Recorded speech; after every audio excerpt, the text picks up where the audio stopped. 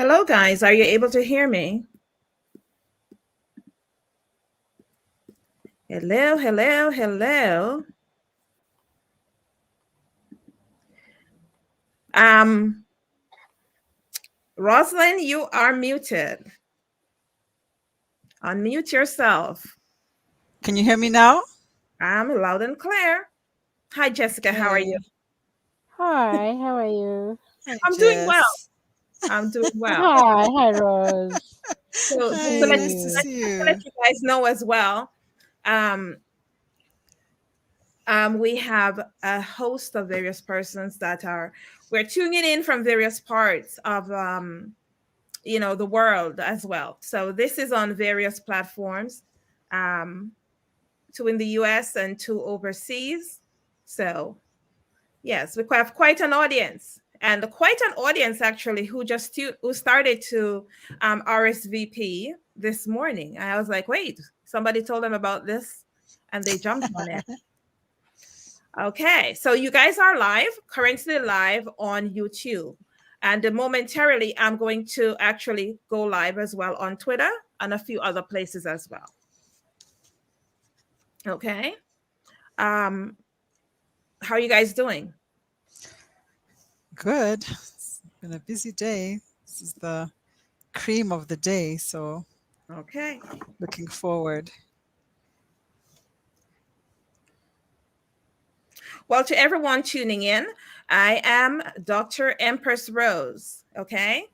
As today is Africa Day, and as we look to celebrate Africa Day, a time to reflect on the many global challenges and to also recognize the success of the continent. We are going to be having a few other persons joining us as well, but for now, we're just going to um, with who is here, we're going to start because I don't like to be late. I like to be able to get through this in the scheduled time as well.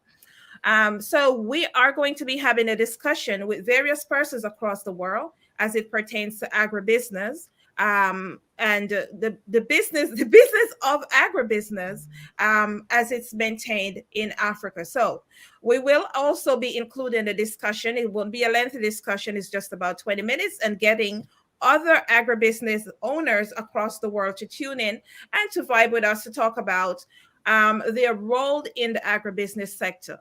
Of course, it is. We're going to talk about their gains, challenges within the country which they reside, and the particular focus as well. We are focusing on the effects of the COVID-19 pandemic or plandemic, however it is that you actually talk about it. We are going to talk about the effects of COVID-19 has on the agribusiness itself and how it is an impact on nutrition. The theme for Africa Day is nutrition, and we're going to talk about it in the global agricultural marketplace.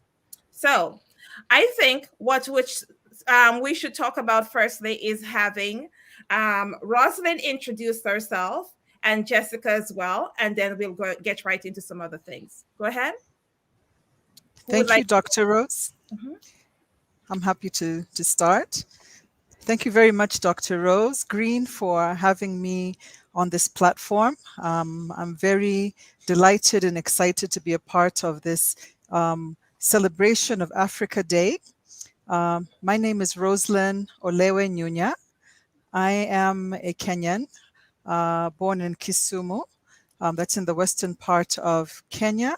Although I was raised in different parts of the globe, but now I reside in my home country, beautiful Kenya. I am a social entrepreneur. I'm a strategic marketing specialist, and I also have a lot of interest in program management, partnership management, business development, and I currently work as a program manager. And I'm very delighted to be a part of this conversation. Love it, love it, love it. Hi, Jessica. You may go ahead. Hi, Rose. Hi, Dr. Rose, or there to Rose. Um, Yeah. equally, I'm equally delighted to be on this platform that talks about uh, the things that I love most, and that is food and people. I'm a Kenyan. You're a Kenyan, so you Yeah. love food, and Yes, I love. and Okay. people too. Oh yeah.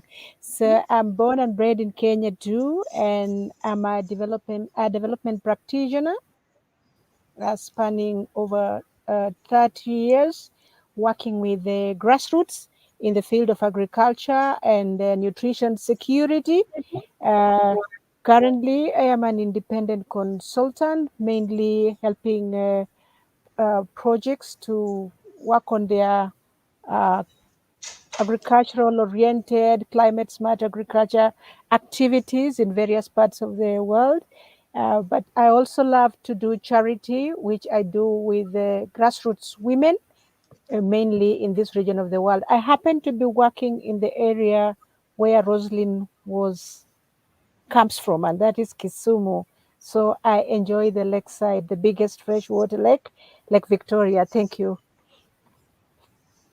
No, I think you guys are being very, you know, reserved in terms of your credentials as well. It's like, hey, I'm Rose over here. Listen, um, I'm going to have to like introduce you guys to our audience and just to give them a little bit of background. Of course, you guys, your background is so extensive that we would have to go beyond an hour as well. Of course, we have Francis waiting in the wings. So let's welcome Francis to the stream. Hey, Francis. Good. Nice, nice, nice. Thanks for being here, Francis. I appreciate you taking the time out of your busy schedule as well. Um, I actually jumped ahead and we had everyone just to give a brief you know, briefly introduce themselves as well. Would you like to introduce yourself? I don't think I have enough time to go through all of you guys' bio. It's very extensive. But however, I think it's important for the audience to know of the credentials that you guys have within the agribusiness. Okay, so good afternoon from Accra. My name is Francis Osei, and I'm an agribusiness consultant. I lead a firm called IESO Agribusiness Consult. And please don't ask me what IESO stands for because it doesn't stand for anything. It's just my second name that I've turned it to reverse.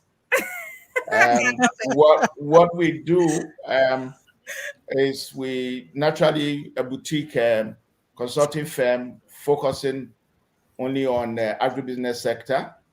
We do things in consulting, investment advisory, mergers and acquisition stuff, as well as training in agricultural finance, specifically training bankers and other financial services experts on what to look for when and if they have to deal with the agricultural sector.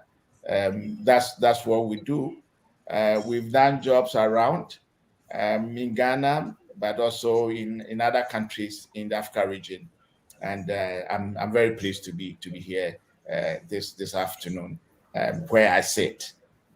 Awesome, awesome. We appreciate the fact that you took the time out of your busy schedule to be here because I know that you were actually sitting in conference. Matter of fact, all of you guys have been having something else going on. We are just, on this type part of the world, we are just getting acclimated and jumping up and getting our morning started. So it's only 10 o'clock here. Of course, for you guys, depending on the country that you're in, it's 5 p.m. or 3 p.m. or something like that. And to the listeners as well, and to the other viewers who are currently watching, I appreciate you guys coming on as well. And you're so excited about this film, just as myself. Now, I thought about putting on my dark glasses because my eyes are pretty much shot as I haven't slept in 3 days. That's how much it is that I'm dedicated to this project and to you guys as well. And I hope that you guys will enjoy the film itself. Now, for persons who are just logging on and haven't had a chance to, hear Rosalind or Jessica introduce themselves, and of course, Francis, who is being very modest in terms of what it is that they bring to the industry, I'm just going to take the time to give you some background on these guys as well.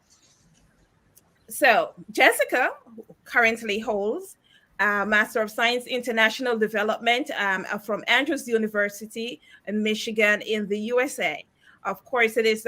She also holds a certificate of projects management in the agricultural sector from Nordic Agricultural College in Denmark. You didn't know I did my research, Jessica. I have it all here. She has I'm not had seeing you. She has had over 25 years experience in development and relief and has worked as a team leader and manager for the Millennial Villages Project Story in Kenya as well. I mean, it's extensive. So I'm only going to pick a few things out of here.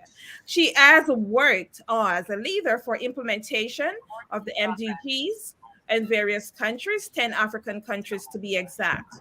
And she has also worked as a health and nutrition coordinator for USAID as a Title II project and deputy project director as well. It is just too much, Jessica. I gotta stop. Yeah, I will appoint them to your regard. It's it's Now, it's safe that way. Roslyn is a program manager with Site Savers International, where she worked as a chief of party for USAID funded global labor program projects in Kenya. Her background is program management, strategic marketing, consortium management, and business development. So prior to her role, she worked as business development lead, Center for Intellectual Property Law, Advocacy, and Research. Rosalind, I just can't. I will not go any further. Okay. Now, the man of the hour, Francis. Francis has over 20 years experience in the agribusiness sector. 13 of those years are in agricultural financing, agricultural banking, agricultural project financing, and implementation. So, what does that all mean? If you're looking for money, please give Francis a call. But that is in agriculture, okay? He has extensive experience in both development and commercial banking and finance, with strong insight in agricultural sector project financing, lending for commercial and smallholder farmer seeds.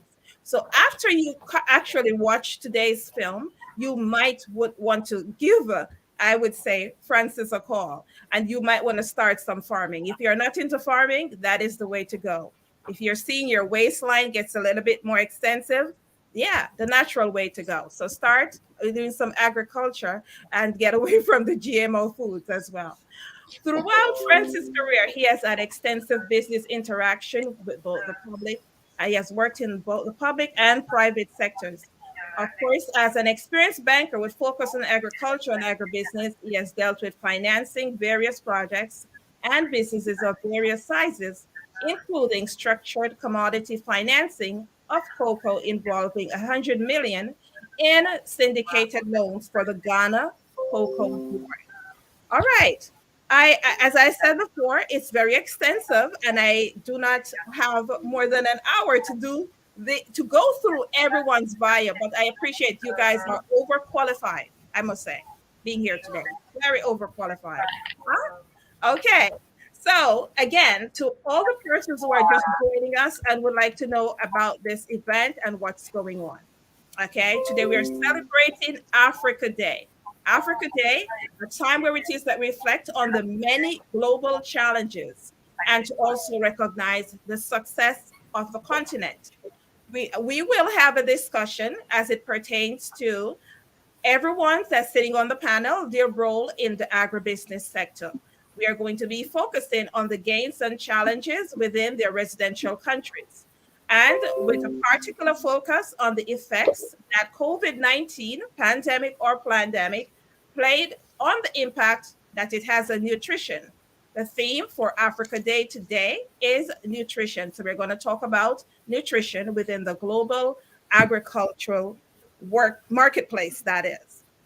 Now, who would like to go first and talk to me about the gains and challenges that you have had within your agribusiness? Of course, introducing your agribusiness to our viewing audience or are currently tapped in.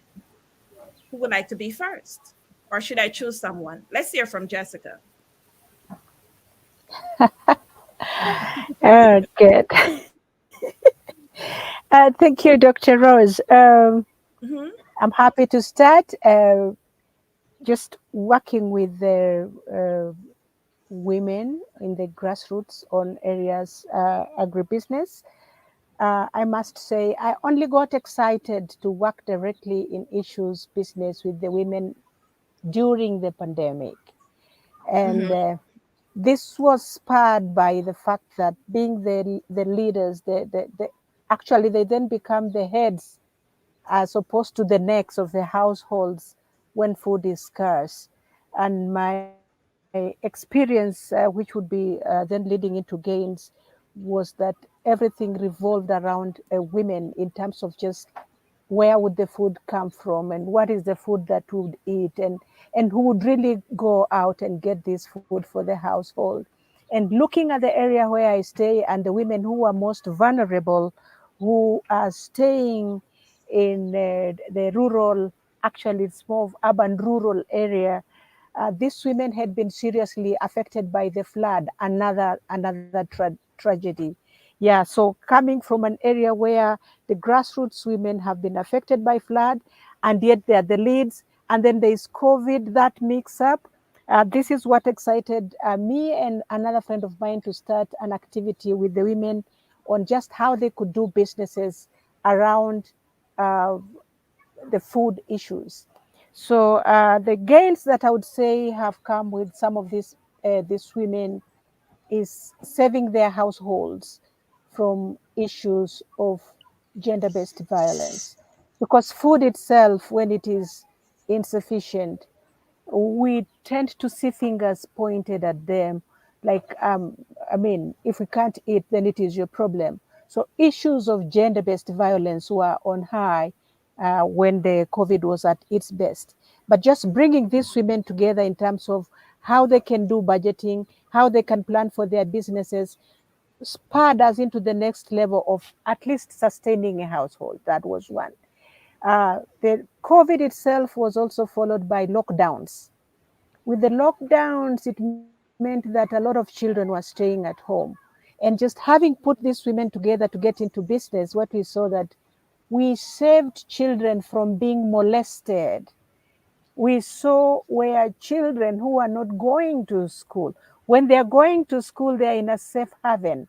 When they are freelancing, the adults are busy taking care of themselves in terms of not catching the pandemic, but the children out there, somebody else is taking care of them. And they're taking care of them in the wrong way. So we witnessed issues of children that would be actually getting into the wrong hands. And that also meant that in some parts of this country, we saw some regions where there was huge dropouts of children not going to school. So the businesses for the women and what kind of businesses they would do that would actually keep gluing the families together, for me was a huge gain. The other gain that I would talk about very quickly would be in terms of just keeping the pandemic itself down.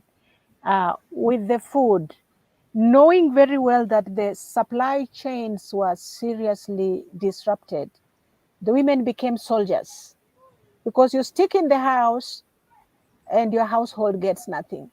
Or you wait for somebody to become courageous to get the food out there for you, and the prices are hitting the roof with livelihoods that have been challenged or lost, and you don't have money and the prices are high and you're not courageous enough, then that means you're going to really get into a problem as a household. So one of the gains that I saw with the women that we were working with at that time is the courage that came into these women to get out into these small businesses, but also go and find the right food.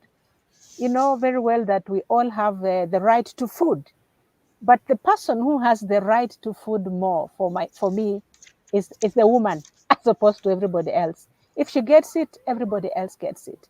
So in just a brief, because I know many more other people would be talking about the successes, in just a nutshell, the women we had very little money that we would give to these women to keep their small businesses going. They would learn from one another, but their voices was kept up. And then we saw that this contributed very positively in keeping a family together. So those would be my great successes during the pandemic, and just how food accessibility and availability would get into a household in a more organized and at least a regular way. Yeah.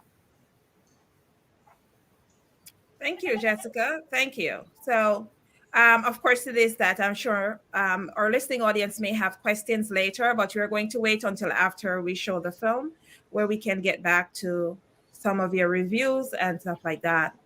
Let's hear from Francis. Let's talk about your agribusiness and how COVID-19 may have affected by the pandemic. All right. So we run a consulting business. We advise clients and direct them as to the right things to do. Um, during the pandemic period, we had a number of our clients getting affected, and to the extent that it affected, in some respects, even how what is produced and how much was produced. I recall that one of the things I didn't mention we do is set up and manage commercial farms for clients and large commercial farms, and we couldn't get seeds to plant. Then we have to import the seeds. We had originally imported, arranged to buy the seeds from a supplier in Nigeria, and when it was time for the seeds to be moved to Ghana, the borders were closed. The borders were completely closed, and meanwhile the season was not waiting for us. And because this is a large commercial farm thing, the output is very important to the market in terms of supply to the market.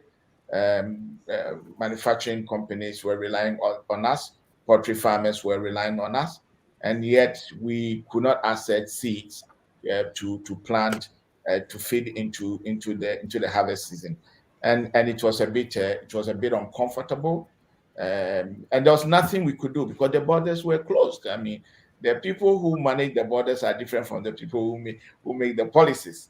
That's And true. so every string we even tried to pull couldn't do the trick.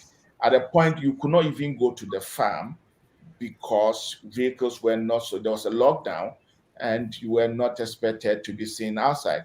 Before you got outside, you to drive to the farm, which is in another region, you needed a permit, and the permit issuance was very, very restricted, because obviously at that particular point in time, the overriding objective was to prevent the movement of people so as to manage the spread of the disease.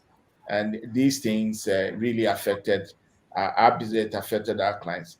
Even more importantly, we couldn't travel. So, and it's one of the things we do often, to travel to other countries to undertake some of our advisory roles.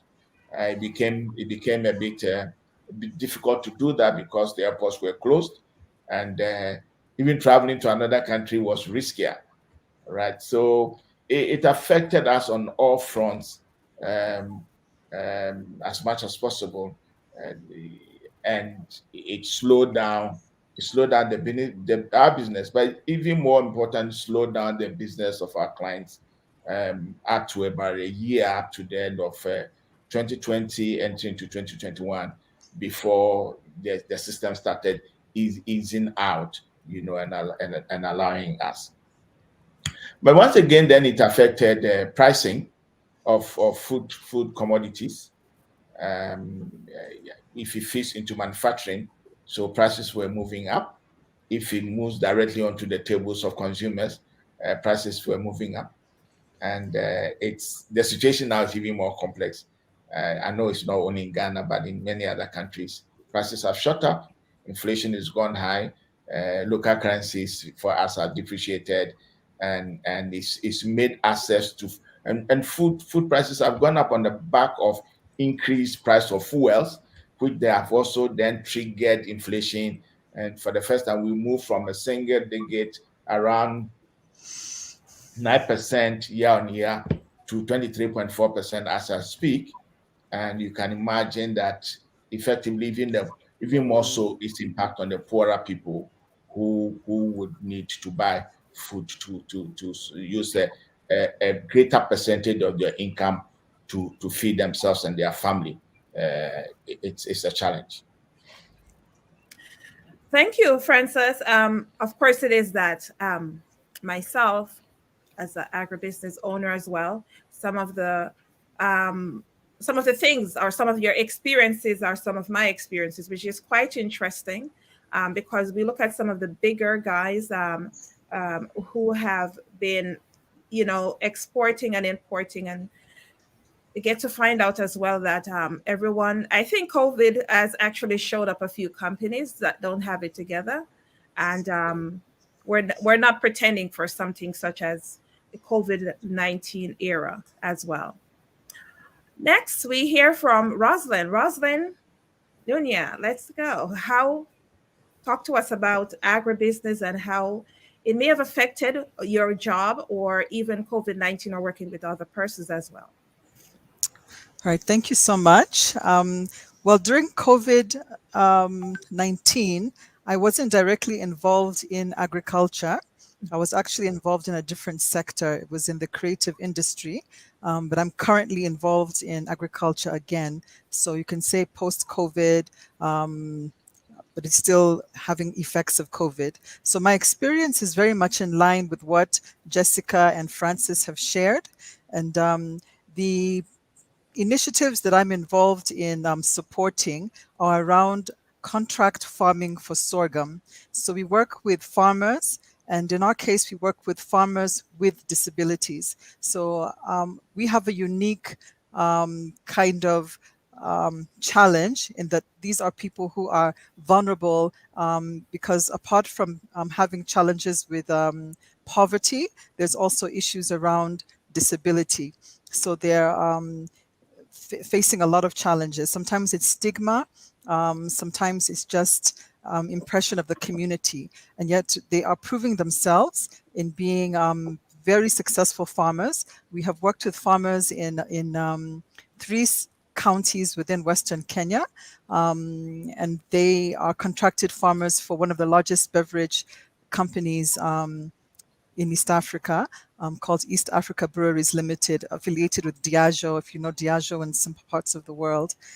So they grow sorghum as a raw material for brewing beer. And they are fortunate in that they are engaged in an existing value chain. So they have a ready market. But even having said that, they still went through the same challenges that many other farmers went through.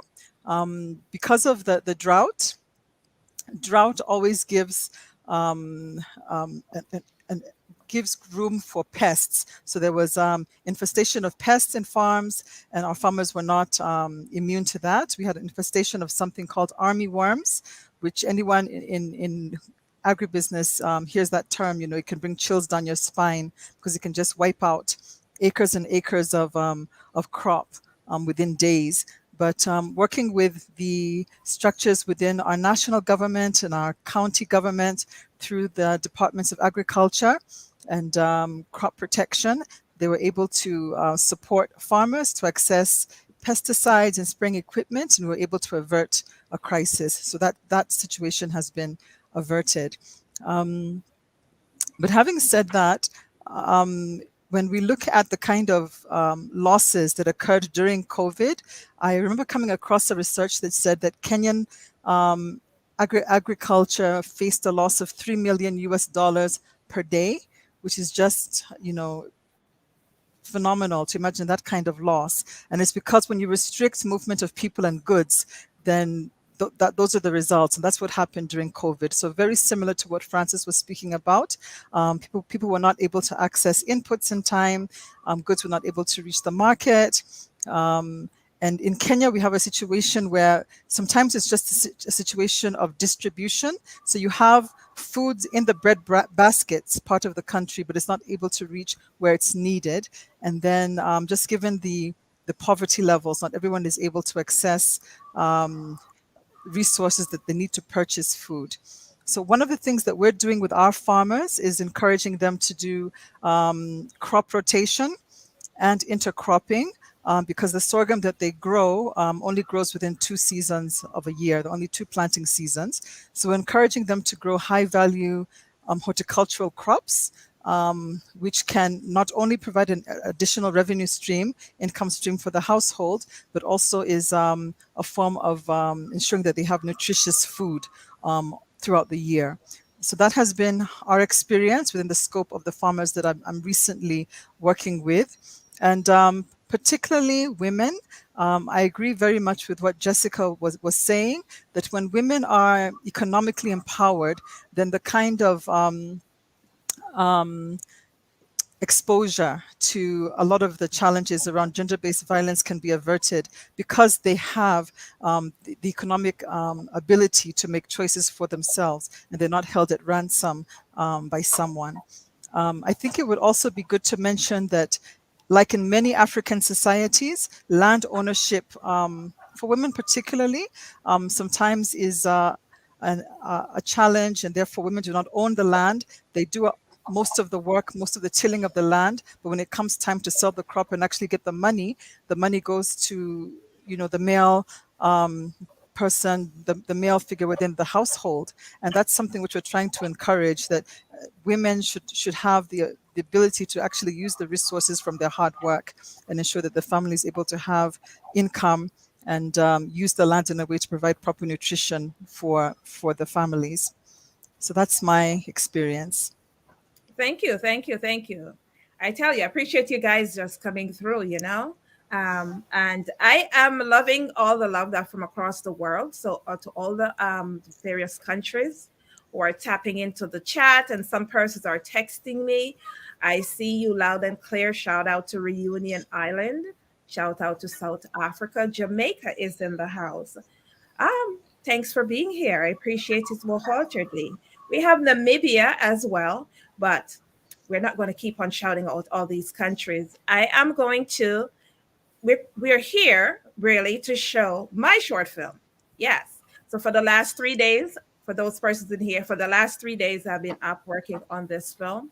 And I would love for everyone who would have an opportunity to see this film as well, that you tell others about it. And while that you are currently watching, that you are also able to share it across social media platform. We are currently live on Twitter. Twitter always wanted to see what I look like. Here you go, Twitter, in all my glory. So currently live on Twitter, currently live on YouTube, and a few other places as well. We are celebrating Africa Liberation Day. Of course, it's founded in 1963, marks the foundation of the Organization of African Unity, which was the precursor of African Union. Of course, as well, we are happy to, this is a time of an opportune time, I would say, to talk about and celebrate African heritage, regardless of whichever part of the world that you're from. So for all the persons who are logging in as well, someone asked me if I'm African. I was born in Jamaica as well. I was born in Jamaica as well. I learned to, over the years, to, just vibe with my brothers and sisters. So this is an extension of Jamaica as well. And I'm happy to see so many Jamaicans who are currently tapping in right now and vibing to Africa Day. Yeah, it's not just about Africans celebrating Africa Day. It is an extension. So as we celebrate the African heritage, the culture, the economic potential, and unity, today we are going to, for my short film, I focused on 3 countries this year, which I have done it within the few years, is trying to focus on to see what happens in each and every country. I am a humanitarian, not only at heart, but also with giving. So this year, I am focusing on Kenya, Rwanda, and Ghana. Bearing in mind as well that the theme for this year is nutrition. So we're going to talk about nutrition and the various things other things that are affecting nutrition within the countries as well. I am going to jump to the film and as well, bearing in mind that you guys are welcome to share across social media and let them know about this Africa Day film that you're currently watching as well. We'll be right back as after with our speakers where you can ask your questions. I saw a few questions that came through. Stay tuned. It is coming up. I'm excited just like you guys.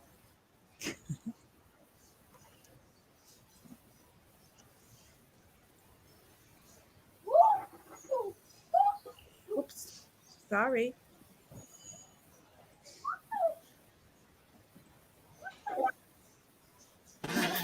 Oh Lord, oh Lord have mercy on this continent. Have mercy, oh Lord. Jaja send a messenger. Africa Day, founded in 1963, marks the foundation of the Organization of African Unity, which was the precursor to the African Union. It's a day to reflect on the progress Africa has made as a continent, an opportune time to furthermore celebrate African heritage, culture, economic potential, and unity. Join me as I highlight Africa Day 2022's theme, nutrition, recognizing the success of the continent and to also reflect on the many global challenges that exist within Kenya, Rwanda, and Ghana. With a population of 25.37 million, Ghana's population is distributed and varied across 10 administrative regions and ecozones of the country, with 68% residing in rural areas and 32% in urban communities.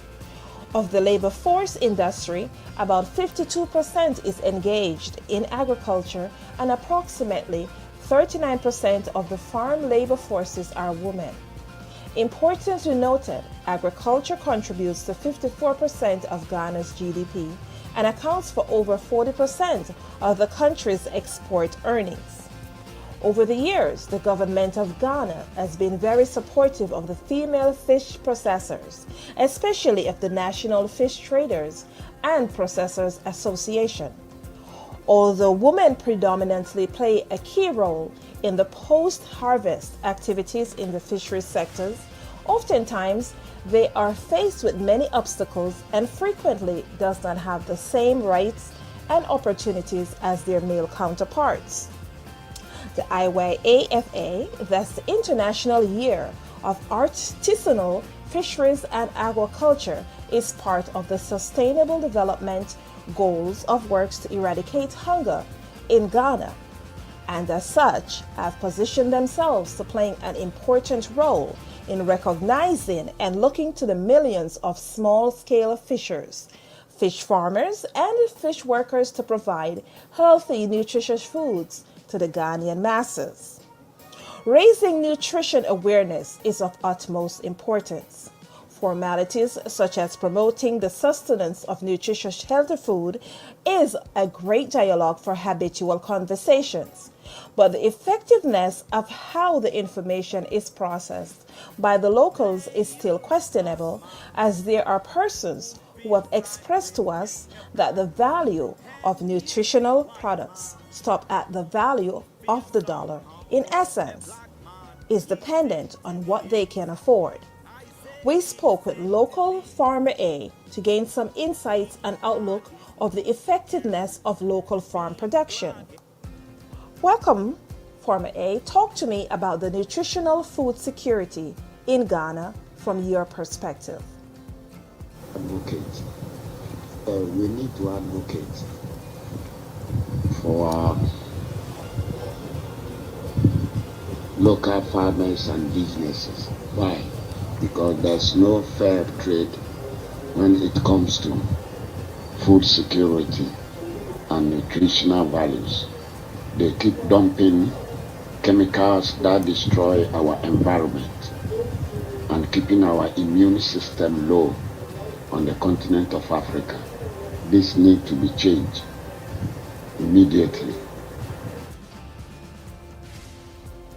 Do you think the chemical fertilizer used amongst the local farmers is of relevance and plays a role in the effectiveness of the nutritional value of the crops? Yes, talking about chemical fertilizers and insecticides, this is what is causing low immune system and creating chronic diseases and also destroying our environment. The diseases these things are causing are some of these diseases are cancer, infertility, kidney failure, blindness, low IQ, and so on.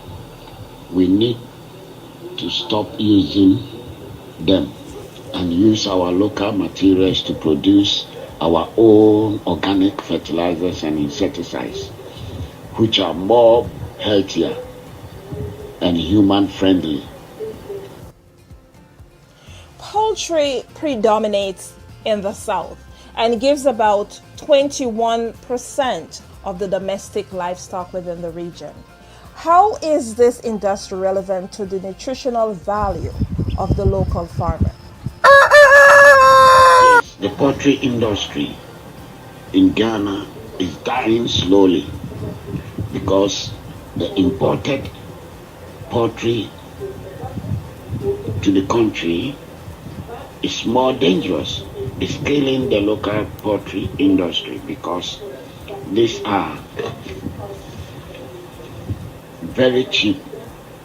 The masses also buy them even though it's not healthy.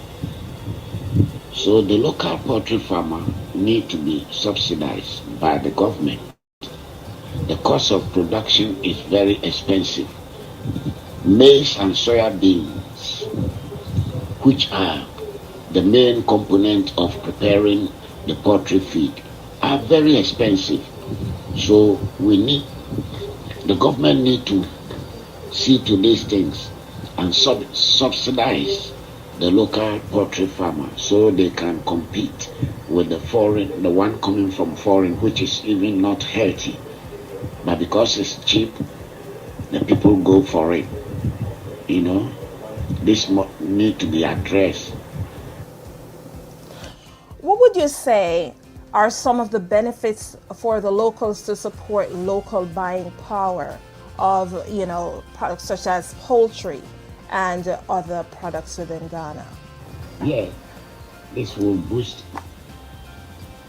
the immune system also. There will be decline in disease and stronger health. It will save hospitals visit. More importantly, to start supporting our own. The structures are in place, but are not celebrated by our locals. Also, the cheaper goods that are GMO produced to the locals via imports are killing the local market. Let's just face it, we are dealing with poverty, so it's of routine to buy what our money can afford. However, the Ghanaian government need to consider and prioritize and the local farmers and think health-wise of the benefit of producing non-GMO crops. That will help to boost the health of Ghanaians as well, and also help the National Health Insurance Scheme to make some savings. It is my belief that an organic living structure and financial security are two main resources that are imperative, transformative subjects needed across the food, health, education, and social protection systems in order to achieve sustainable change. It's of due urgency that stakeholders assume a plan of action that involves these subjects to collaboratively work on improving these automated systems. Climate change is just as relevant as nutrition and is a top priority, an emergence that needs monumental investments in order for a systematic approach to thrive and prosper economically within the Ghanaian region. take a ranch down a Ochi. Well, if a veggie where we plant, me not go hungry. Come say, no GMO in our pantry. Give me a firm foundation when a Sunday. Him not no whole heap of money, but we comfortable. Him and me together, man, we compatible. Treat me like a queen, don't make me vulnerable. Nah, give me stress, don't make me miserable.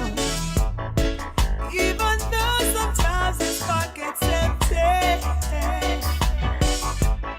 sometimes little, sometimes plenty. Oh, oh. The life on a 100 houses, the deepest river, not the longest. The moon shines brighter in the darkness, and the tallest tree I know the strongest. Nutritional value is of importance. The benefits of a healthy nutrition as phenomenal factors. The ability to increasing one's energy level aids in the reduction of various diseases such as cancer, heart disease, diabetes, stroke, high cholesterol, and blood pressure. A positive healthy nutrition ensures that your body receives the proper nutrients, minerals, vitamins, and foods that are low in calories. Rwanda, l'espace des mille collines, land of 1,000 hills, known for its breathtaking scenery, is a spectacular, multicultural, multilingual country with widely spoken languages, English, French, and Kinyarwanda. The capital, Kigali, located in the center of the country on the Rugania River. Rwanda is 104th in the overall Prosperity Index rankings and by all means is one of the poorest countries where a huge percentage of the people are living below the poverty line. An alarming 90% rate of the population lives on less than $2 per day, and half of Rwanda's population lives on less than $1 per day. The life expectancy rate is low, and malnutrition is very high, where malaria and respiratory diseases are prevalent within the country. The National Food and Nutrition Policy, NFNP, has in place a commitment to enhancing the innovative multi-sector and sector-specific strategies to assure that Rwanda's food and nutrition improvement is prioritized. Food and nutrition remains foundational issues that are of importance and on Rwanda's radar of plans for economic development and poverty reduction. Where the National Food and Nutrition Policy focuses on the national resolve to substantially reduce the prevalence of stunting among children under 2 years of age, it also recognizes the importance of working to improve food security in households, particularly amongst the most vulnerable families. A recent overview by the Global Nutrition Report indicates that Rwanda is on course to meet 3 of the global nutrition targets, with sufficient data to assess its progress. Progress has been made towards achieving the stunting target. On average, 33.1% of children under 5 years of age are still affected, a higher percentage on average for the African region of 30.7%. There is also a reduction of anemia amongst women of reproductive age, with 17.2% of women aged 15 to 49 years are now affected. Also, some progress has been made towards achieving a low birth weight target, with 7.9% of infants having a low weight at birth. The prevalence of overweight children under 5 years of age is 5.6%. However, a feat that Rwanda is on course to prevent an increase in the future. Africa's adult population faces a malnutrition burden. Diabetes is prevalent amongst an average 9.9% of adult women, compared to 9.7% of men. Meanwhile, 20.7% of women and 9.2% of men are living with obesity. A recent analysis by UN Women found that 2/3 of countries report higher rates of food insecurity for women compared to men, and it is estimated that more than 1 billion women do not have access to the adequate nutrition and healthy diets they need to survive and thrive.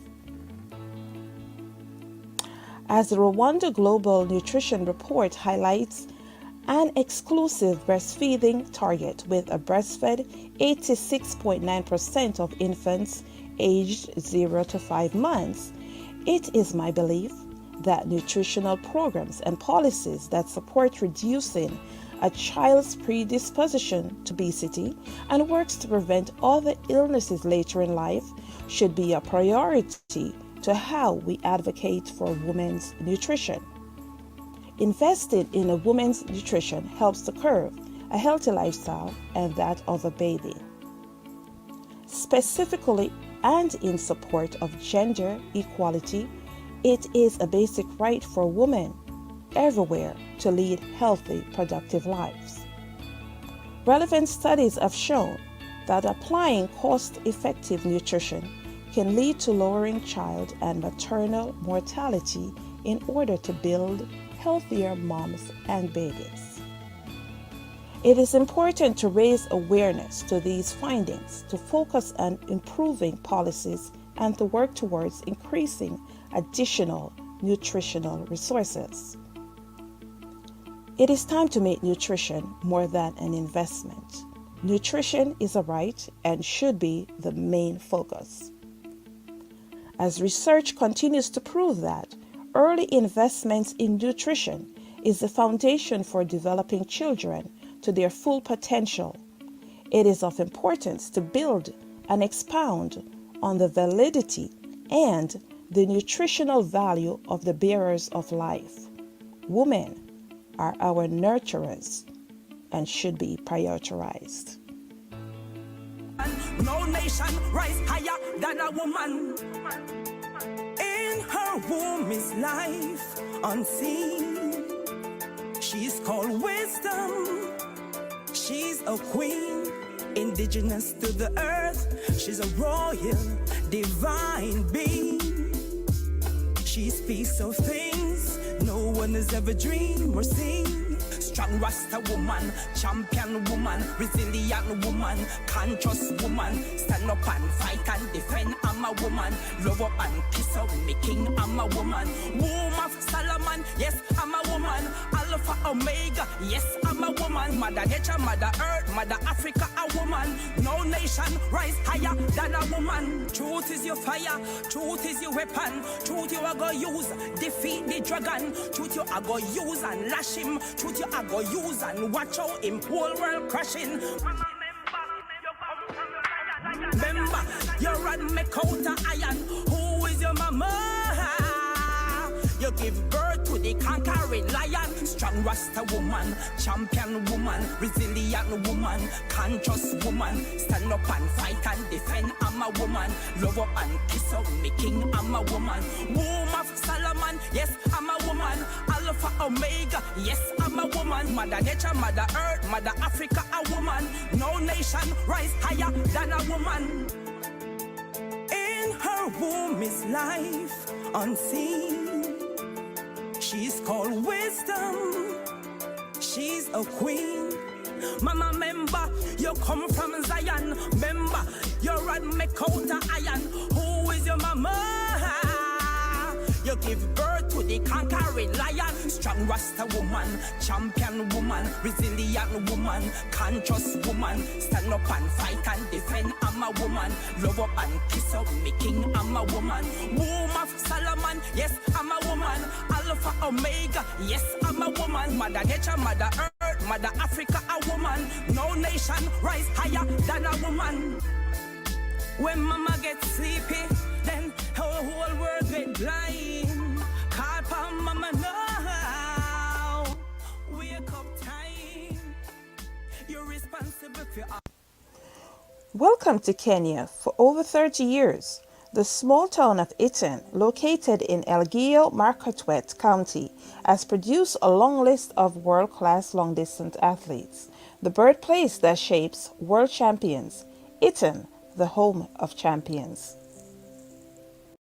Never you give up on your dreams. Believe in yourself. Don't mess with your life. Don't let nobody try to keep you from your dreams. I tell you this, cause only you can make it happen, yeah. Cause you are the master of all that you suffer. Look to the future, that's what matters, yeah. No matter what they say, believe in yourself, oh. No matter what happens, believe in yourself. Hey. No matter what it takes, believe in yourself. No matter what it is, believe in yourself. Oh,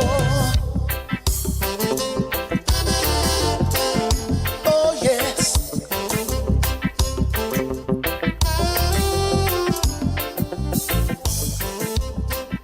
Yeah. Oh yeah.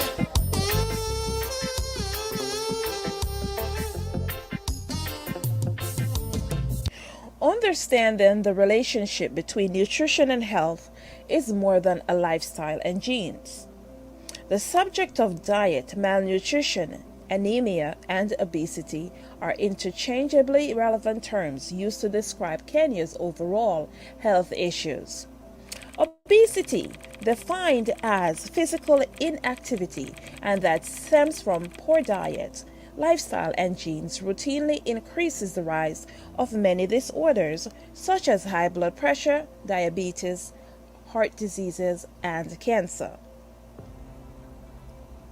By recent research and studies, Kenya's Global Nutrition Report shows limited or no progress towards achieving the target for obesity and anemia.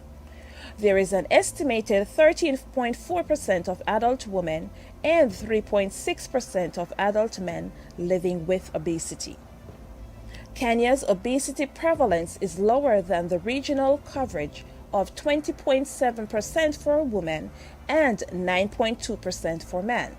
By estimation, diabetes is affected on account 7.3% of adult women and 7% of adult men, respectively.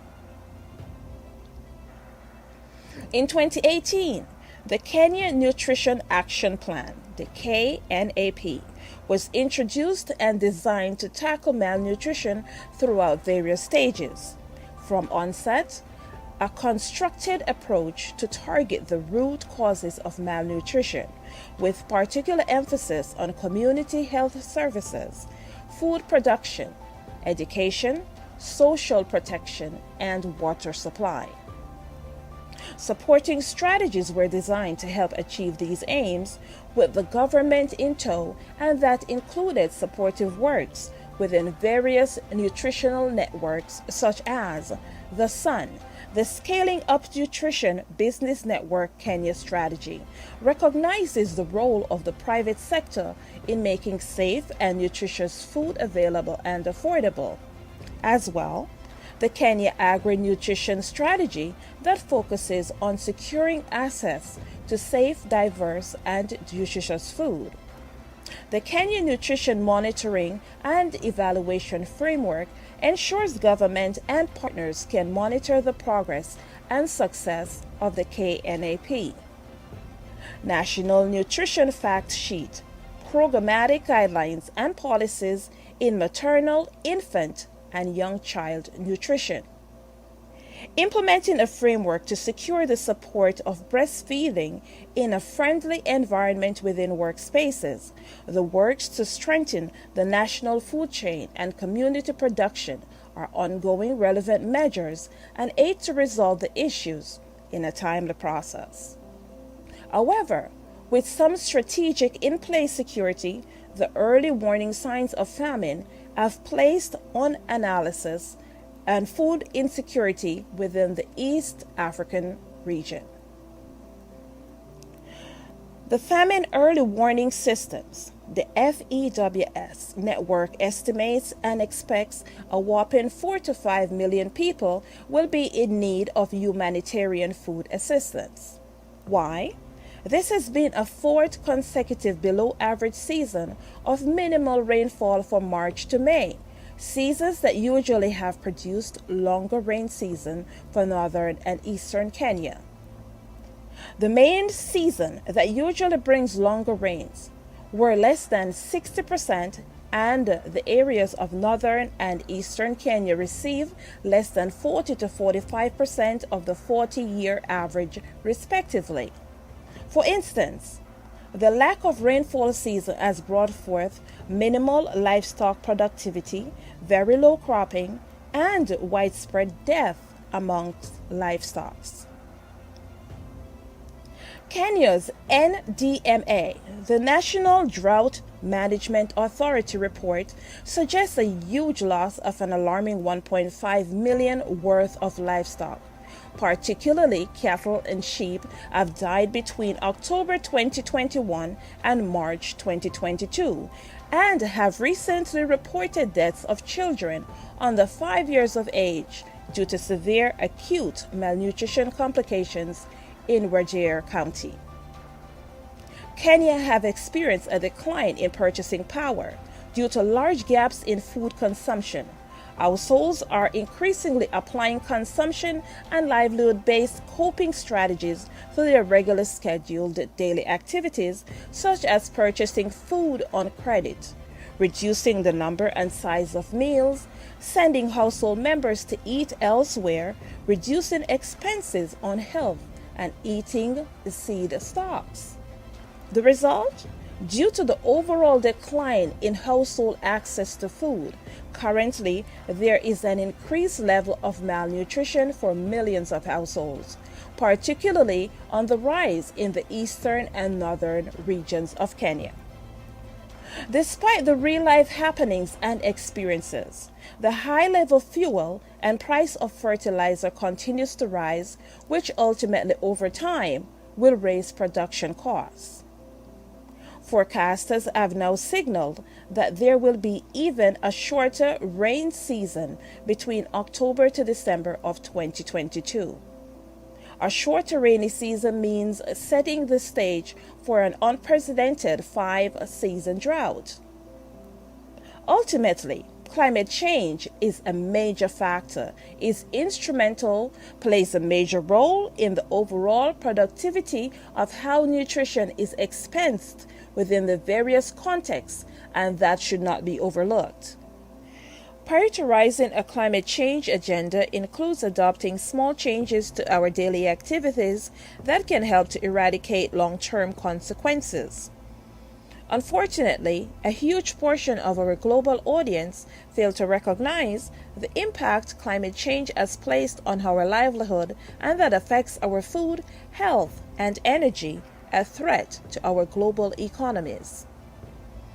As the various countries, Ghana, Rwanda, and Kenya, seek new ways to stabilize nutritional competence of the overall economies, it is important to include a plan of action to seek resources that embodies clean, healthy, green, and safe living. Nutrition should not be secondary, but the major primary factor. There is major work to be done to eradicate hunger, malnutrition, anemia, and obesity. There needs to be an emergence of investment in food security for Ghana, advocating for the proper nutrients for our women in Rwanda, tackling obesity, whilst constructing a plan to support the signs of early famine in Kenya. Overall, a significant and sustained scale up of humanitarian assistance is needed to save lives and livelihood. Whilst we continuously search for systemic change, there must be a push to secure a more sustainable economy and preferably one of nutritional value that works for both people and our planet.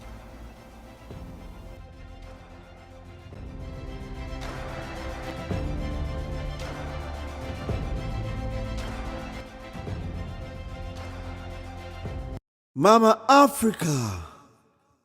Yeah, we coming home, you know. God alone, not child alone. Yeah, and we say Ghana, Rwanda, Kenya. We love you all.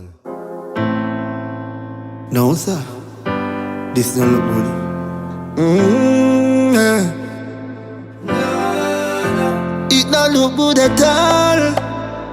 No, no. It don't look good at all, yeah. No, no. Oh, Lord. No, it don't look good at all, yeah. It's not a good look. Really don't look good at all. No, no.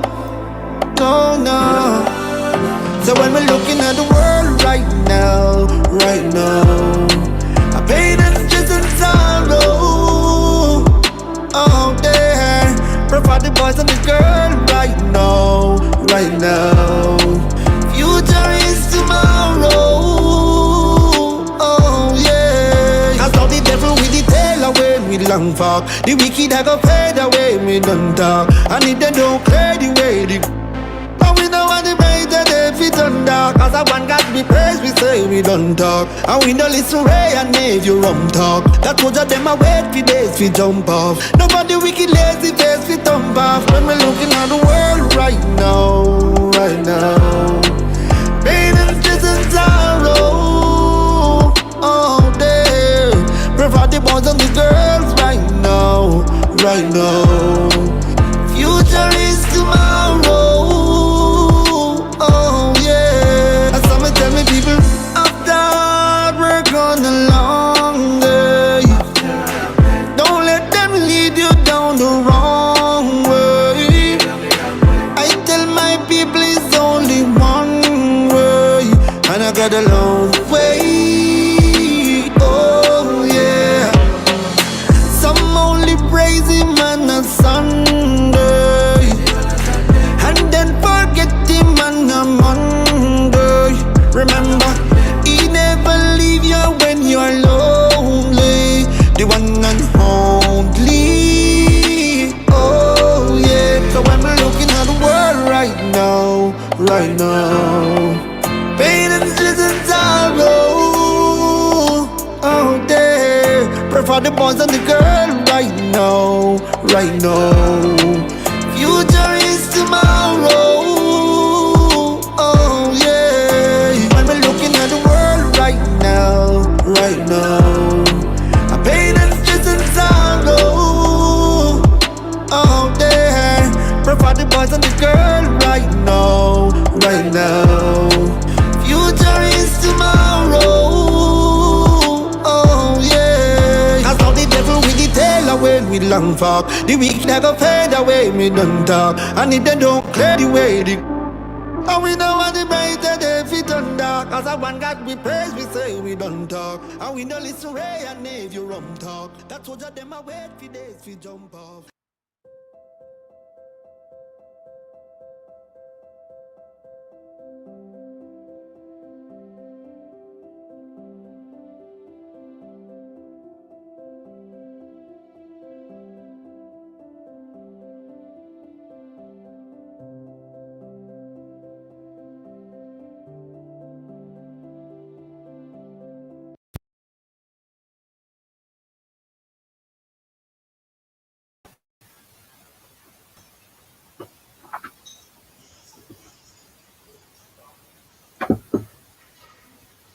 Good job. Good job. Thank you. Nice. Hi, guys. That was great, Rose. Yes. So I have been looking at comments. Dr. Rose Green. That was amazing. I thank you guys. I've been looking at the comments between the various social media platforms and within the chat here as well. I put some of them on the screen as well. Yeah. So I'm not sure if the video was glitching or if it showed correctly on Insta, but I guess it did because no one complained about it. But from my end, because I'm streaming from my end, it looked a little bit different. Yes.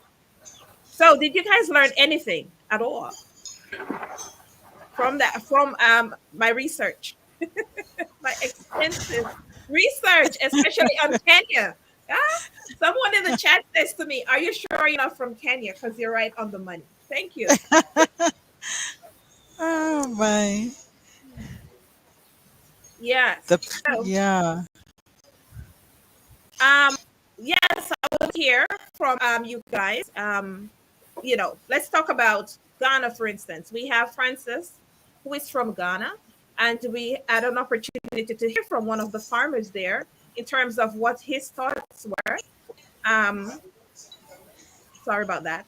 In terms of what his thoughts were, about cropping and being able to actually go for the natural food, and he's not a fan of actually getting the goods into Africa that are sold at a lower price that are GMO laced. What are your thoughts, Francis? Put you in the hot seat.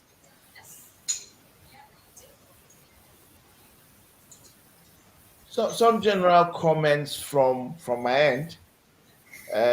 Interesting perspectives. My first comment is that I think some of the data as were outlined in the video are, in my view, a bit outdated. Because a lot of the things have flipped to the other side. For example, Ghana is now a largely urban dwelling population than rural. We have about 52, 53 urban population than before. GDP for agriculture has come as low as 19% in 2021. So the dynamics have changed, and it's not because of anything. I mean, we've had an influx of more investments, more active business activities in the service sector, inundated heavily by the financial services sector and the telecom sector, and that has more or less compressed the contribution of agriculture to the overall economy. Uh, Population labor with respect to agriculture has also dropped significantly. It's about 34% labor to agriculture because most of the labor that was formerly into agriculture in the rural areas have shifted to urban areas, and have moved into largely the service sector. The manufacturing sector hasn't been as it ought to be, so we have not seen any significant GDP activity in the manufacturing sector, even though we've seen a systematic growth up and down. Currently, we have a policy called One District, One Factory, where we are moving towards every district must have a factory, and the assumption that the factory will be driven by agro inputs or agricultural raw materials, and therefore an agro processing factory to boost out the manufacturing sector, create jobs for blue collar jobs, electricians, mechanical engineers, at the technician level, to bring about some improvements in the economy and the livelihood of people. When it comes to the debate on GMO, conventional, organic, it's a very interesting one. I think that the world over has been established fact that the best to eat is organic. But some of the times, business considerations and dynamics make it difficult, even to the extent that those who produce the organic are themselves not able to eat it, but they want to sell it and eat the conventional. And then it affects their nutrition. All right. And the question that has always come is that how much of value do you gain in producing organic vis-a-vis how much premium those who patronize organic want to put on your effort? Because your organic yields are pretty much lower than your your conventional yields. And therefore, if you don't get a commensurate price increase for your organic produce, then you probably may be losing out on the economic front. And I think that is a very interesting dynamics. Um, we have an average yield of maize 3.25% metric tons per hectare. In other jurisdictions, we use all the types of technologies that we can think about. People are getting 9 tons per hectare, 12 tons per hectare. So they are more able to feed their chicken and reduce their cost per unit weight, and therefore export to countries such as ours. And that's why that's where the dynamics is. So you find out that we import about 95% of our poultry meat. Ghana's poultry industry by far has become an egg producing company. That's all that it's able to do. We are unable to compete on poultry meat. And any attempt to compete would mean we have to increase our production productivity on the crop side, reduce our unit costs on the production side, feed it into the poultry industry so that raw materials will be competitive, and then we can be competitive on poultry meat. Those dynamics are things that worry me as an agribusiness consultant. All right. So we say, yeah, we don't want to touch GMO. We have rules that ban GMO, and yet we import chicken from the US, chicken from Brazil, which chicken are fed on GMOs. All right. And it's disturbing because whereas somebody is producing more and you are producing less and feeding his chicken, and you don't have any way of competing, then because the economics demand, people can only afford the imported meat. That's what they feed on.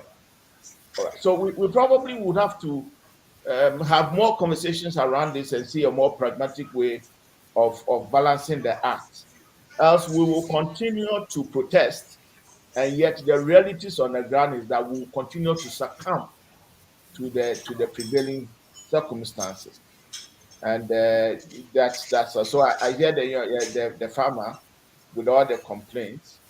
Uh, but there must be capacity in country to be able to increase the production and compete. And whereas in Brazil, in the US, people are buying maize roughly around 200, 250 tons per ton. Here, it's close to 400 at the moment, $400 per ton. Now that's where the catch is. When someone buys at 250 and you buy at 400, your cost of production will never be the same. And he will continue to beat you in the marketplace.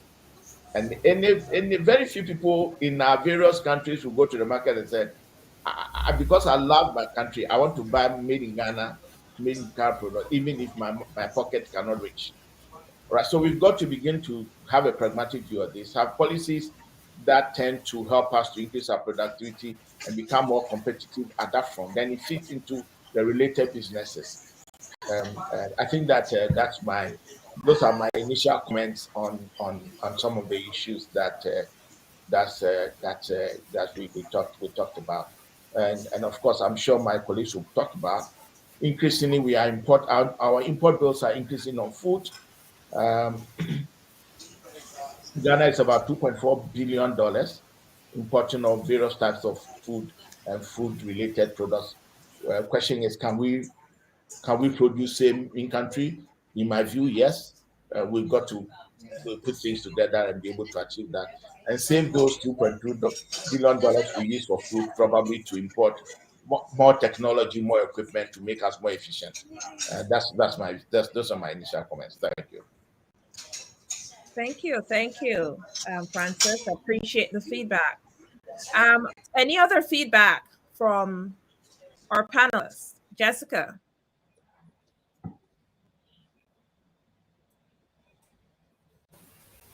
Yeah, congratulations for the good job that has gone into making this movie. It's quite educative. I would like to uh, concur with Um, Francis. Can you hear me? Yes, we Yes. can hear you, Jessica. Yes. Yeah, okay. Yeah, in terms of the one, I was looking at the flow, and particularly if I look at my country, Kenya, um, I would be imagining, I know this is supposed to be covering literally everywhere, but I was imagining in terms of the flow of the pictures, then they would be very much from particular countries. I don't know what informed the flow for this particular one, but sometimes people have a habit of asking you, but this is not Kenya and this is not Rwanda.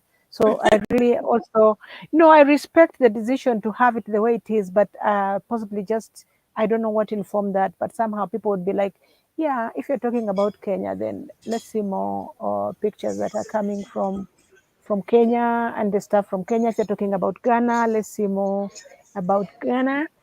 And then in terms of also crediting some of the works, I know you have possibly done that. I've seen some of it that has been taken from some other places. I know maybe you write just a wholesome to credit that, because for Kenya now you pay quite dearly if you use copyright. So those would be some of the things that I observed on the film.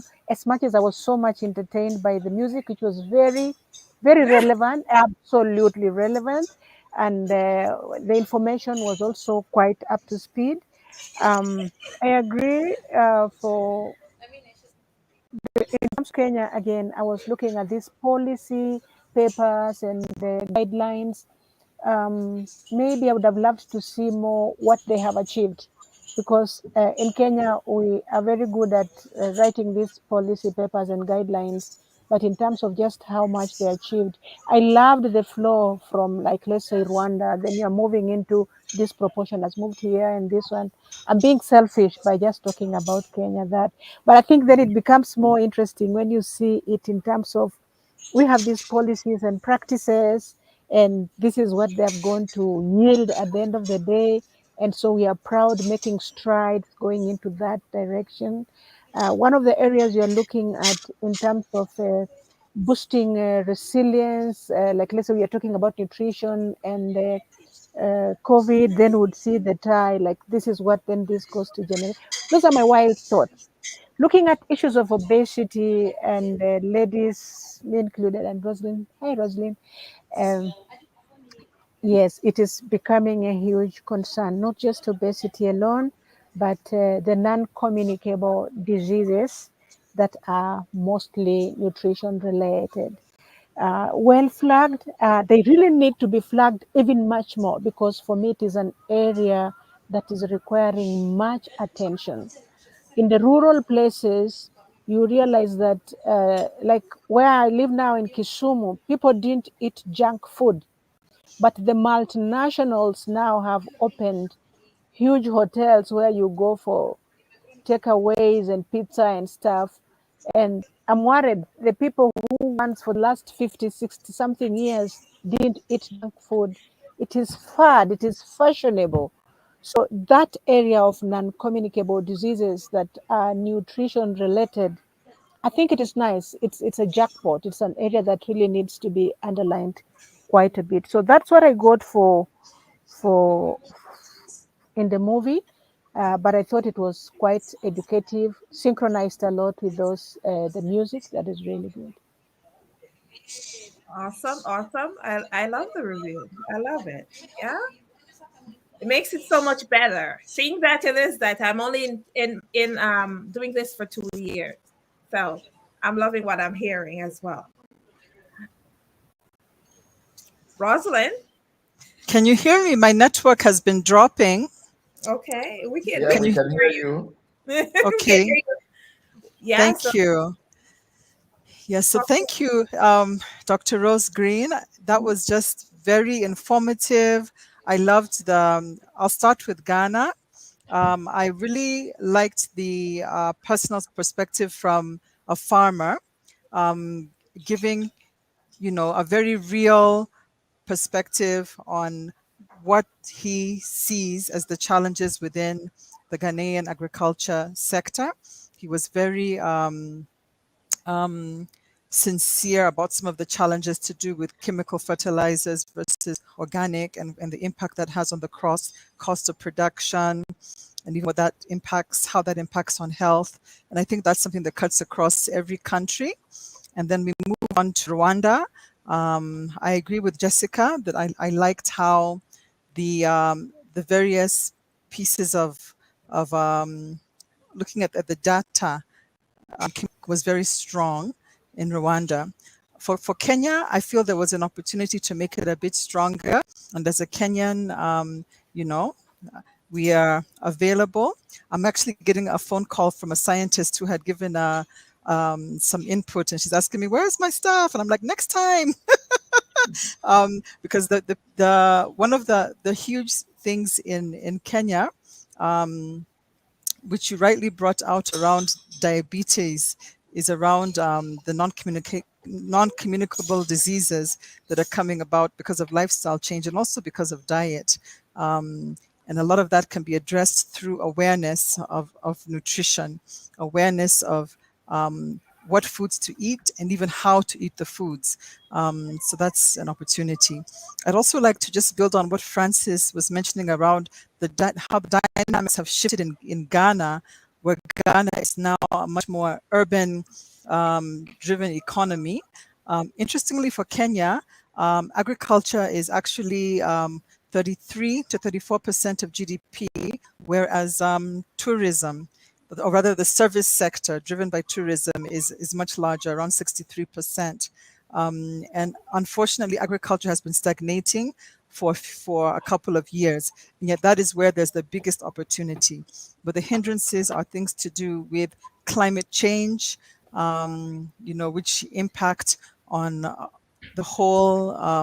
The planting seasons seasons have changed. It impacts on agro practices, how to deal with rain-fed growing of crops when it's not consistent anymore, and all of the challenges around that. So it was very, very entertaining. I love that you picked out one of Kenya's iconic strengths around being the athletic kind of capital of the world, talking about Iten. That's something that we're very proud of as Kenyans. So that was amazing that came out so clearly. It would be very good also just to show the diversity of the Kenyan people, because Kenya is one of those countries where we have over 40, we have, Jessica, correct me if I'm wrong, I think now we have 43 tribes, 43 tribes. You can imagine that kind of diversity. And it's diverse even across climatic conditions. So we have the coast part of Kenya, which is sandy and very hot and humid. And then you have the central part of Kenya, which has the mountains where it's cold and even has snow at some points. And then we have the lakeside at the western part of Kenya, then the rainy rainforests. So Kenya is one of those countries which the diverse climates, diverse populations is something that is always good to show when showcasing Kenya.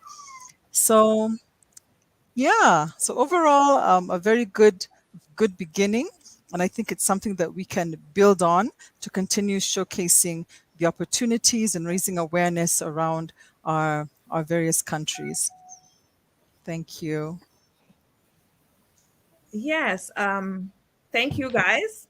I appreciate it wholeheartedly. And thanks to all the persons who are currently tapping in as well, and giving their reviews as well. I think one of the things for me as well is that it is a short film, and there's only so much that you can get done in that short space of time in order to label it a short film. Okay. So, staying as close as possible to the subject of nutrition and to show how much it's affected, or some of the other things that are, part of the reasons why nutrition is not as up to par in certain countries as it should be, or persons paying more attention to their nutrition as well. And what are some of the things that, in terms of nutrition, what are some of the things that affects it? So it was important for me to actually talk about the climate change, which is a huge factor in terms of what's going on in each and every country, not just in all three countries, but on a global respect as well. So yeah, I am planning to do a feature film. So in that case, of course, it is that you guys will get more play, you know, and actually get more input as well, because I'll be calling you guys more input for a longer, series or whatever. But for right now, in terms of the short film, I wanted to focus one because it's on nutrition, and to bring to the masses that how important nutrition is, how important what you put in your stomach, and is what you eat. You are what you eat is what they say, right? You are what Yeah. you eat. It's not Yes, 100%. I would say I wouldn't agree with that term yes, 100% as yes, well, as we have some quite interesting genes coming in from there. Some of us don't even know what our real genetics are, because we don't want to go down that road right now, right? But we have the genes that affect us, depending on who you are and what your family structure is all about.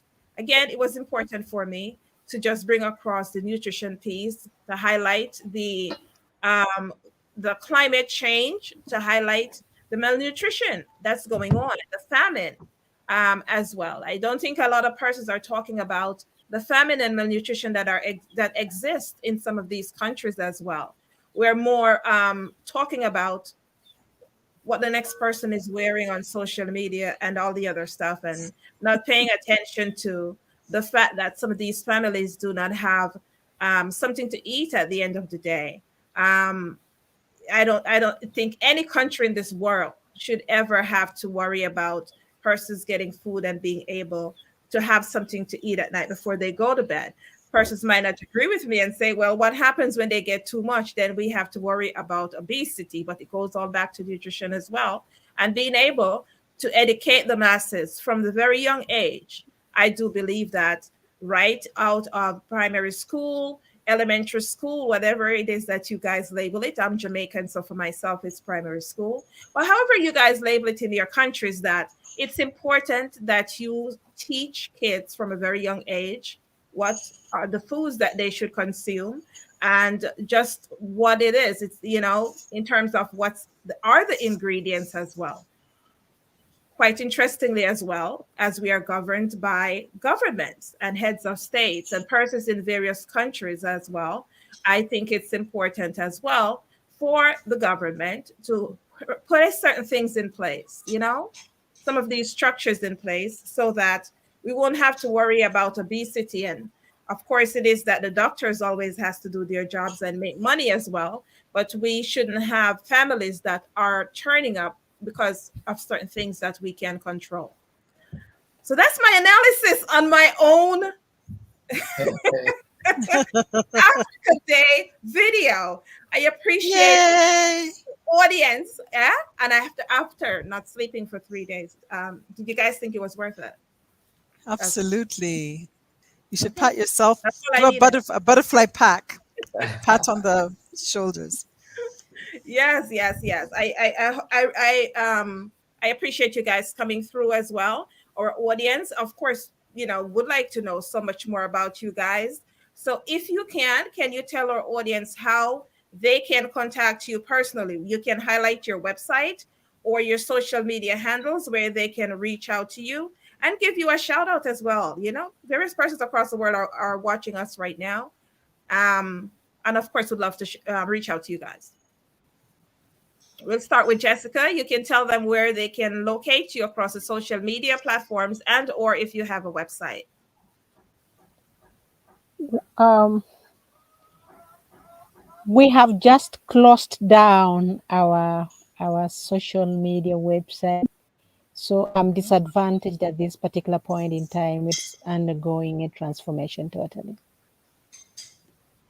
Okay. But you can share my email address.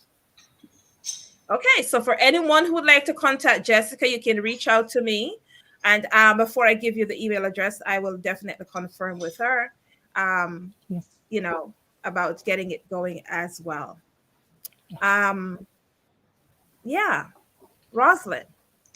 Yes, I can be reached through my Facebook account. I'm not that active on Twitter. I'm trying to get more active. And I use Roslyn Olewe, in brackets, Ros, R-O-S. You'll find me. And you can reach me through my Gmail as well, through Dr. Rose Green. Thank you so much. Thank you so much.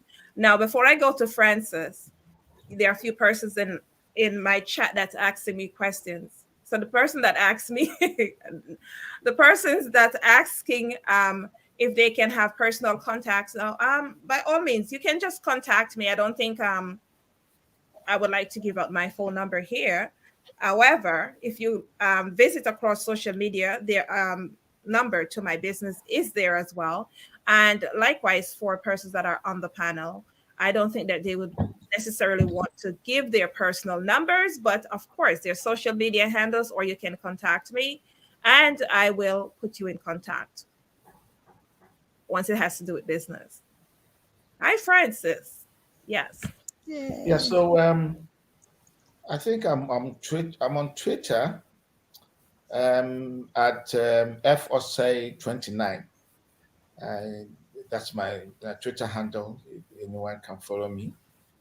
And my website, my official website is www.iesoagribusiness.com. IESO agribusiness.com. IESO agribusiness is one word, and you can check our website to see the kind of things we do. You can drop a note there, and we definitely get back to you. And there are some contacts that are there that you can reach out to us either on WhatsApp or via email. Nice, nice, nice. I appreciate it, and of course it is. If you are a an ardent follower of myself, yeah, you know what my closing line is always. My capital home is International Stars, INTLSTARZ. Look it up across the social media platforms where it can be located there as well. And I am always open to anything that has humanitarian attached to it. Okay. Giving back. That's what it's all about. We can't take it with us. So, yeah, it's always good to share in whichever respect. I have various persons that have the various questions as well within the chat itself. No, I am not African. I actually was born in Jamaica. So for the persons who haven't picked up on the accent, I am actually Jamaican, but I share, um, you know, Africa shares everything with me as well, since it is that I have been in contact in Africa for a while and have great relationships there as well. As well, yes, I do speak 9 languages, so I'm able to converse in various languages across the isle as well. And I'm grateful for that. It has been a pleasure having everyone who had the opportunity to come through and watch this film and keep sharing it. I myself will keep on sharing and telling other persons about it. I appreciate all the input as well. And when I go for a feature film, I will be reaching out to everyone here on the panel and others who are not able to be here today, who would like to be here. However, it is that they couldn't be here for various reasons as well. Okay. Any last minute words or shout outs or to everyone on the panel? Any last minute shout outs you're able to before I log off? No, that's it. I've seen some Kenyans online. Thank you for tuning in, and Yeah. thank you for the support. That's a very good sign, and just amazing to be able to connect. Imagine all of these countries coming together and having a conversation. That is not something to take for granted. So, thank you so much, Dr. Rose Green, for making this happen. Wholeheartedly. And yes, I must say, someone else said that in the chat as well. Thanks for putting countries. There's various countries in the chat today. We had Reunion Island, Yeah. Kenya, Ghana, Gambia, Jamaica, Canada. Wow. Yeah. So yeah, you know what it is. If we can hit at least 5 persons, that's it. Yeah, doesn't have to be a nation, but it was a nation. Yeah, it's Yeah. okay. Question. Nations. Nations, nations, Yeah. yes. And I keep Yeah. fixing my glasses. I broke it. Anyway, um, any, I realized something. All of us are wearing glasses. Does that mean that we are? Ah, Yeah, we're all wearing glasses. I just realized that my We're glasses broke. academics. Oh My gla- no. yes, my glasses broke when I was about to come on, and Whoa. first it is I have so many pairs, but I have my glasses. It's there's nothing on this side, so I'm like touching my glasses. Someone wanted to know why. Um, Okay. I have to make sure it stay on so that I can see Francis and Jessica and Rosalind. That's why Yeah. I touching my. saw you too. Yeah. All right, Okay. guys, Yeah. it's been a pleasure. Okay, and I most definitely will. Oh, one more thing before we go. So I Okay. know where it is that your scientist, Rosalind, Yes. because the Africa Day magazine will be out on Friday, and she will be. It's a digital magazine, so I'm able to Amazing. include her video within the digital magazine Oh as well. wow. That's Yeah, brilliant. Brilliant. right. So Brilliant. that's even Okay. better than I would say. I mean, it would be great if I had the time to include it here, but you know the challenges Yeah. that we had last minute. Yeah. So, Yeah. Absolutely. yes, we will be included in the digital magazine. So persons can learn more about everyone here that's on the panel. They will be in the magazine as well. So go out, check it out, and learn more about this great panel that's here. And others who are not on this panel will also be in the magazine as well. Okay? good. Great. Thanks. Thanks very Thank much for the opportunity, Dr. Ross. Very much appreciated. I'm reading that comment, but go ahead. Yes. Yes, I appreciate you being here, Francis. I know it is that you had to take you out of your element because you guys were all busy having different things doing today, for whether it be for Africa Day or something else as well. So I appreciate you guys extending or lending me the time and the opportunity to come through. We have Skerrit out of Antigua that says glasses mean too much time on Facebook watching. Why Yeah. why is that he made that comment though? I have to ask the question. Because this is streaming across various social media platforms, what is your favorite social media platform?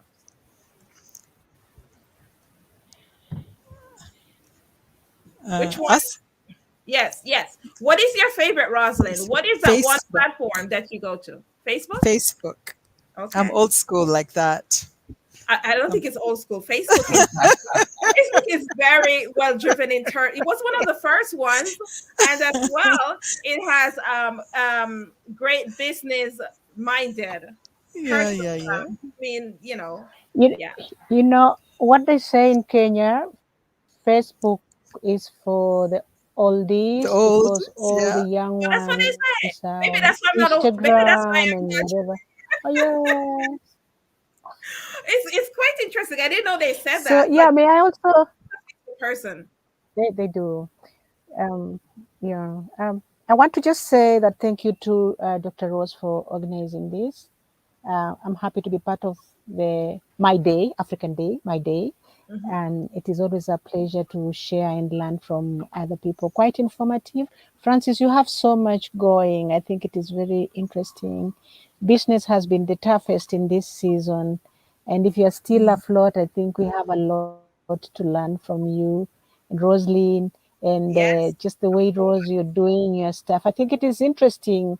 You can imagine if we just picked a bit of this, we would just change a small part of the world, a little here, a little there, and before we know it, something is going. So for me, it was a great pleasure, and thank you, Rose, for putting this together. I sincerely appreciate. Thank you, Yeah. guys. I really appreciate it as well. I think the thing for Mm. myself it is that I'm always looking to bridge the gap and to, connect the dots and the pieces together. And so for the ardent listeners and the persons who are in my corner always saying that, wow, we did not know certain things. Like Rosalind made a comment that said she would have loved to see like the difference in um seasons as well, or in Nairobi where it could be 80 degrees in Nairobi, and then over on the other end there is snow falling over. And I was actually saying that to someone, but I had some challenges at the last minute getting this video done, and I just wanted to stick to certain things. But as I get into feature film, because I do have a few things that I'm working on, I will bring a little bit more to persons who would like to know more about Africa, because I like to tell persons about Africa, especially ones who haven't actually been there before, that don't know how great it is to be Yeah. in Africa as well. So, again, I appreciate it. I thank you guys for coming through and the various countries that were represented here. We have Caribbean countries, we have various countries across Africa, the USA, Europe as well, Jamaica. Shout out to Jamaica. Thanks for being here. I Tigwa. know it's early. It's a little bit early for Jamaica when we started this because I'm an hour ahead of them. And some of my Jamaicans don't like to be disturbed until after 12, especially when you work in the music sector. But they took the time to be here. So I appreciate it as well. Okay. And to all my Jamaicans who are currently residing in Ghana, shout outs to you. I see you loud and clear as well.